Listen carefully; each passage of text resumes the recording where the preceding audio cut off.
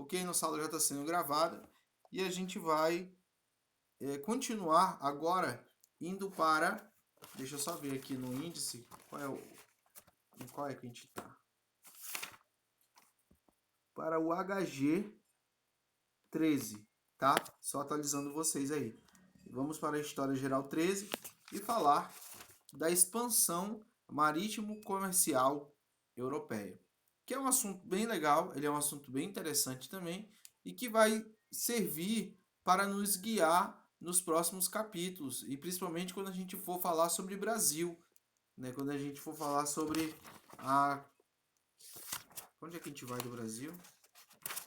Deixa eu adiantar aqui um pouco.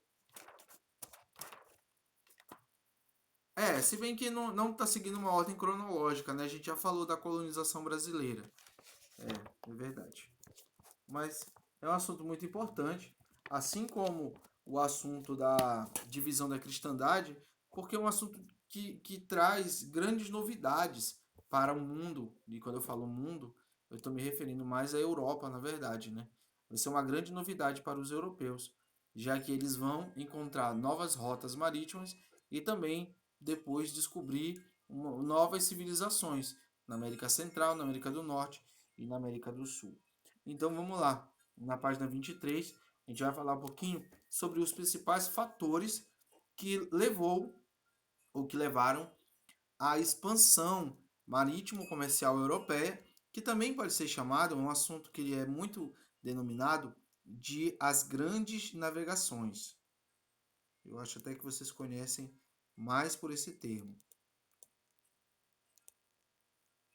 As grandes navegações.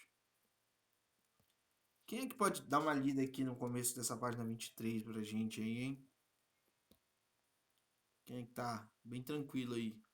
É Heloísa Carlinhos, que pode ser?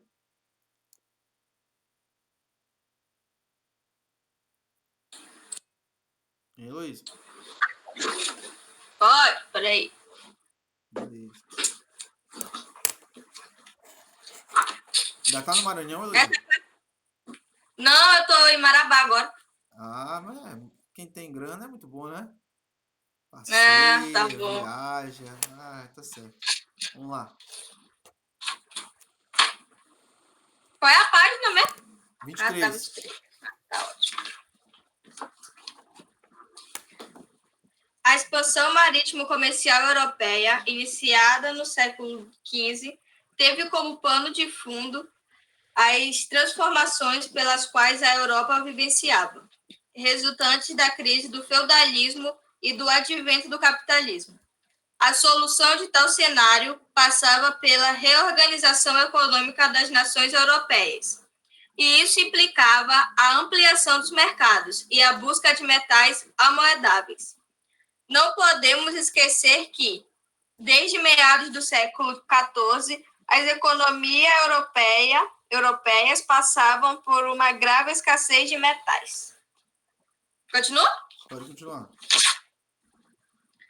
A Ásia foi o primeiro alvo, porém, quase todas as rotas comerciais que ligavam-se os centros produtores do Oriente aos centros distribuidores da orla do mar Mediterrâneo eram monopolizadas por mercadores árabes e italianos. Os primeiros iam buscar os produtos orientais, principalmente especiarias, por meio de caravanas nas Índias e depois os revendiam a comerciantes da Genova, Florença e Veneza. Essa extensa e lenta cadeia de mercadores encarecia os produtos asiáticos, revendidos nos mercados europeus. A situação piorou quando os territórios por onde passavam essas rotas foram assolados por guerras ao longo do século XV, momento em que turcos otomanos conquistavam o decadente Império Bizantino. Tal fato prejudicou a ligação comercial entre a Europa e o Oriente, reduzindo a oferta de produtos, multiplicando por 10 os preços dos antigos vindos das Índias. Por esse motivo, as nações europeias, excluídas no monopólio árabe-italiano, ansiavam por encontrar uma rota alternativa para chegar aos ricos territórios do Oriente. Beleza. Bom, essa parte aqui, ela é bem conhecida, eu acredito, de todos vocês, que fala que aconteceu algumas mudanças na economia da Europa do final da Idade Média e início da Idade Moderna. E isso foi fazendo com que alguns gêneros, principalmente as chamadas especiarias, elas fossem muito valorizadas naquele período. A gente está falando do século XV, século XVI.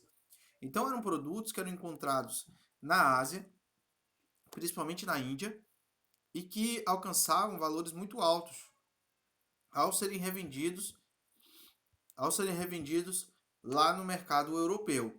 Então, as nações europeias vão começar a se dedicar a comprar esses produtos para revender e obter altos lucros. Mas nós vamos ter dois problemas aí. Um era o domínio de Constantinopla pelos turcos otomanos, que era praticamente uma passagem obrigatória, tipo, tu tinha que passar por ali para te chegar nas especiarias. E eles estavam bloqueando aquela parte lá. E outro problema era que o outro caminho conhecido era pelo mar Mediterrâneo, né? Ali aquele mar que fica entre a Europa e o norte da África, aquele mar estreito lá, que estava sendo dominada pelas cidades italianas, principalmente por Gênova. Então o resto da Europa, principalmente os portugueses, os espanhóis, eles tinham que encontrar uma nova forma de chegar nas especiarias. Por quê? Por terra. Estava bloqueado, estava difícil e encarecia muito o produto. E pelo mar Mediterrâneo também havia dificuldade, porque o mar estava dominado pelos italianos. Então eles tinham que pensar em uma nova forma e um novo caminho para alcançar a região das Índias, que era, no caso, a Ásia. Heloísa, pode continuar?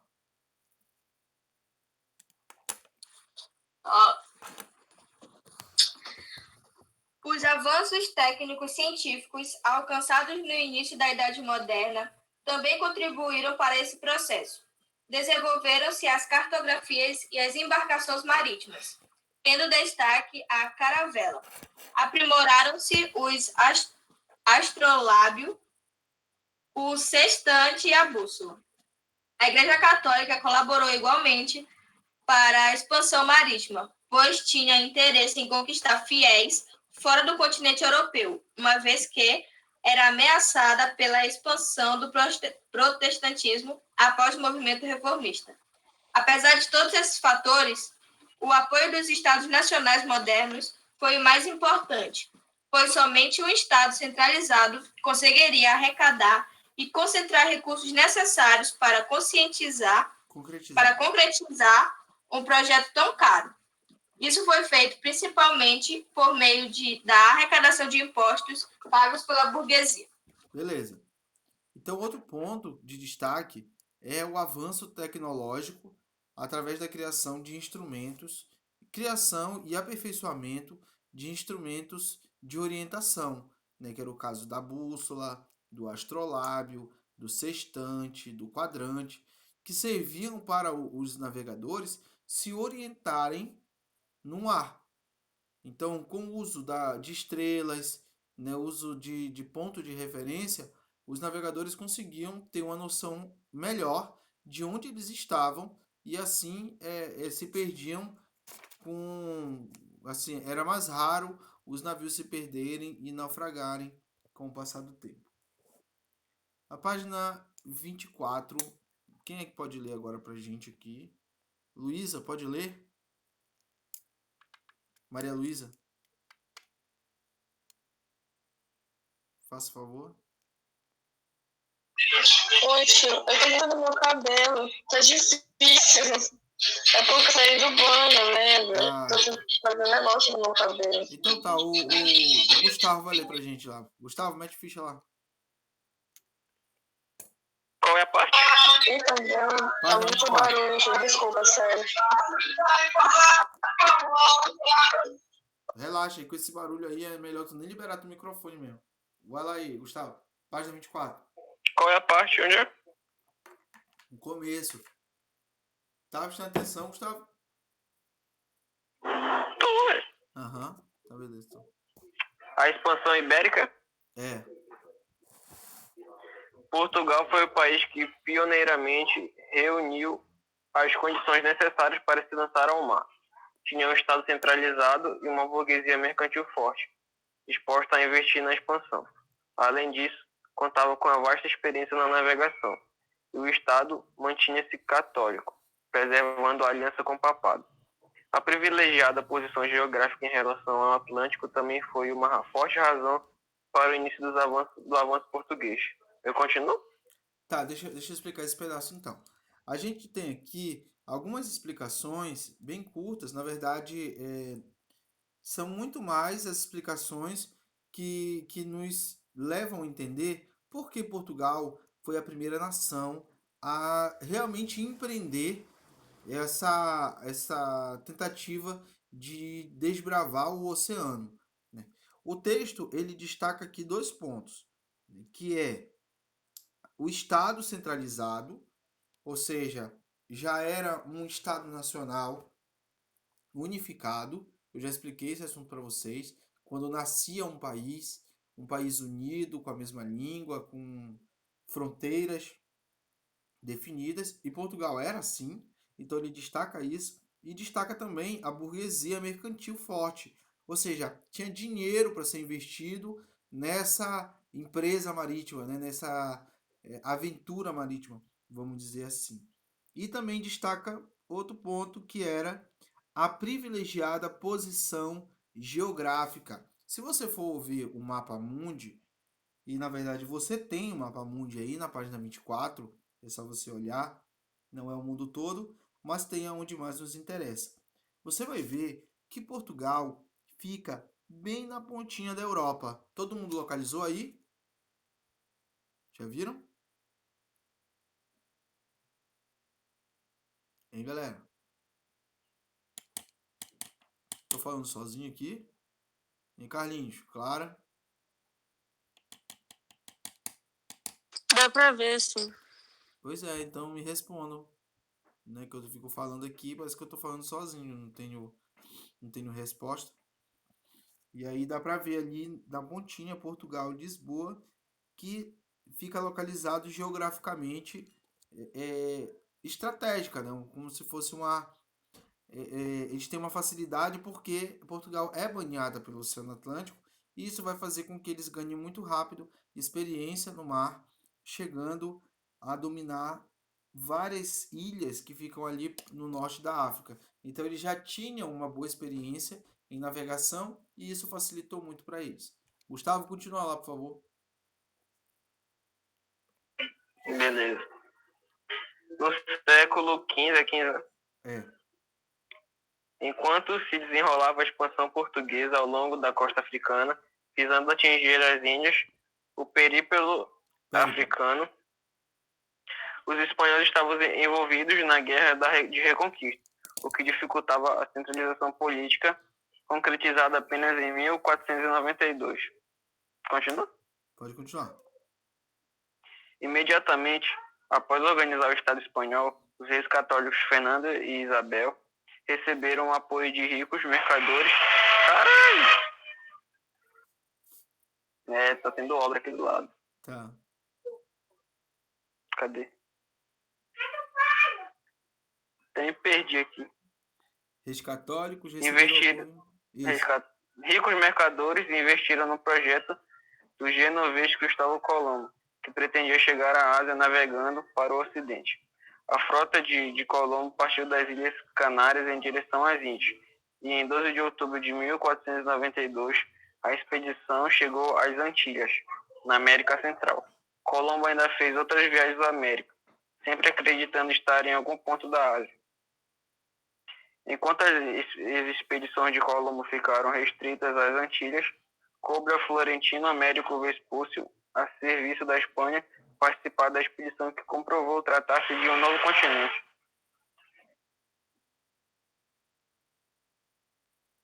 Barulho de novo, é? Beleza, Gustavo. Obrigado aí. Algum de vocês já assistiu o filme 1492?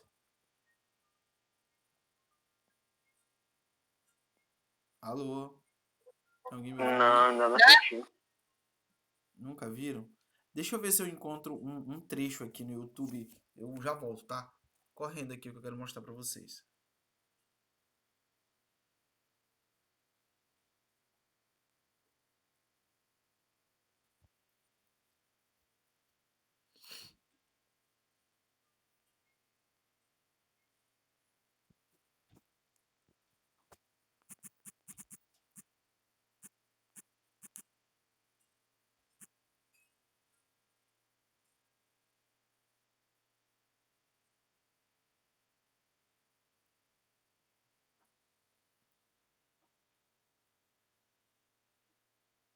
Eu encontrei aqui, mas eu quero ver um trecho em específico aqui. Deixa eu ver se eu encontro. Tomaria Granada dos Mouros. Eles acham que o oceano é.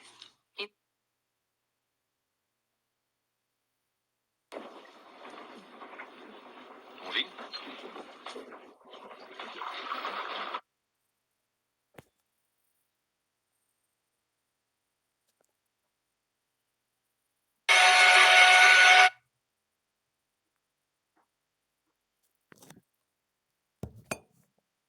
Bom, pessoal, eu vou deixar pra mostrar com mais calma na próxima aula algum trecho que mais me interessa aqui do filme.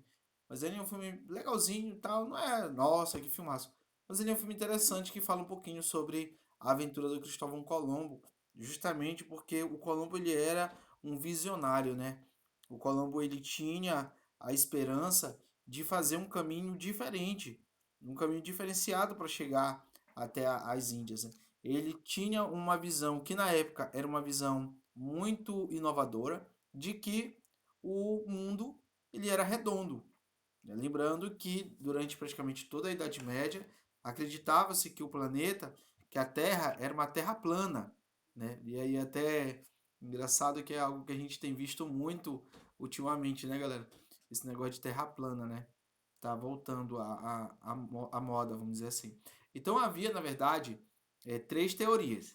Havia uma teoria de que a Terra ela era quadrada, né? E que se chegasse na borda, o navio ia cair. Havia uma outra teoria de que a Terra, ela era uma terra, deixa eu ver se eu encontro aqui alguma coisa que seja plana, plana, plana, plana. Ok. Havia a teoria de que a Terra, ela era plana, né, que ela era tipo um disco achatado e que da mesma forma o navio ele ia navegar e ia chegar um momento em que ele ia cair da borda e cair no infinito, numa grande cachoeira. E havia a teoria, que era uma teoria muito desacreditada, que poucas pessoas, na verdade, acreditavam. Deixa eu ver se tem alguma coisa aqui. É que eu tô no quarto da minha irmã aqui e eu não sei se tem alguma coisa redonda que eu queria mostrar para vocês. Peraí.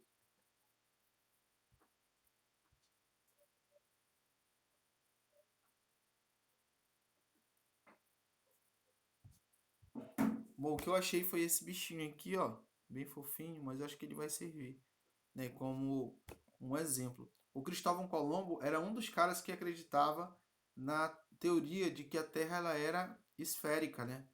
E inclusive ele usava maçãs para representar, mas eu não tenho nenhuma maçã aqui. Então, segundo o pensamento do Cristóvão Colombo, já que a Terra ela era redonda, ele poderia navegar, circundar a Terra até chegar do outro lado. Isso só poderia ser feito se realmente a Terra ela fosse redonda. Se ela fosse plana, não ia dar certo. Se ela fosse quadrada, também não ia dar certo. Então, como ele tinha essa teoria, ele acreditava que seria possível dar a volta no planeta e chegar da outra ponta. É claro que hoje a gente sabe que essa teoria é comprovada, até porque a gente tem o pessoal da NASA lá em cima tirando foto, vídeo, caramba. Então, hoje é uma teoria muito reconhecida, ou melhor, é a única teoria reconhecida. Mas na época não, era algo novo. Então, o plano do Cristóvão Colombo era sair da Europa e conseguir chegar até a Índia ou até a Ásia, indo pelo lado oposto, dar uma volta total no planeta e chegar lá. Só que ele realmente não contava era que havia uma extensa massa de terra, que era a América, formada por América do Norte, América Central e América do Sul, e que não era possível navegar direto. Era praticamente era impossível porque, mesmo para cima e para baixo, onde há espaço, a água é congelada, então não dava para navegar. Então tinha terra no meio do caminho. E ele acaba chegando, então, em 1492, chegando na América. Ele vai ser o primeiro europeu a chegar na América, embora ele não soubesse que ele estava na América. Ele acreditava que ele já tinha chegado nas Índias e por isso que ele denominou os nativos de índios. Por isso que os indígenas são chamados de índios, porque ele já achava que tinha chegado nas Índias. Ok, quem pode terminar agora pra gente? Vamos ver aqui quem tá por aqui. Wesley conseguiu entrar pelo celular dele, foi? Ah, não, era o Alisson que tava, né? Ah, é o Alisson que tava com o Carlinhos, né? E o Anderson Wesley que chegou depois. Bom, vamos lá, eu vou encerrar essa parte aqui, dessa leitura com vocês. Enquanto as expedições de Colombo ficaram restritas às Antilhas, coube ao florentino Américo Vespúcio, a serviço da Espanha, participar da expedição que comprovou tratar-se de um novo continente. Olha que engraçado, né? O primeiro que chegou foi o Cristóvão Colombo, mas o cara que comprovou que na verdade não era as Índias e sim era um novo continente foi o Américo Vespúcio. E o continente foi dado o nome em homenagem ao Américo e por isso que é chamado de América. Né? Não, quem recebeu o nome nem foi o cara que chegou primeiro, foi o que foi depois. Enfim. Em 1498, Vasco da Gama, em nome da coroa portuguesa, atingiu o porto de Calicut, na Índia, concluindo o périplo africano. Com isso, Portugal rompeu o monopólio árabe-italiano sobre o comércio de especiarias pelo mar Mediterrâneo. Em 1500, outra expedição composta por 3 embarcações, comandada por Pedro Álvares Cabral, chegou ao litoral brasileiro. Ok, galera, beleza. Amanhã eu quero aquele exercício respondido e aí a gente pode encerrar esse capítulo aqui. Alguma dúvida? Qual exercícios? Eu deixei a página 21 e 22. Então, se ninguém tem mais dúvidas...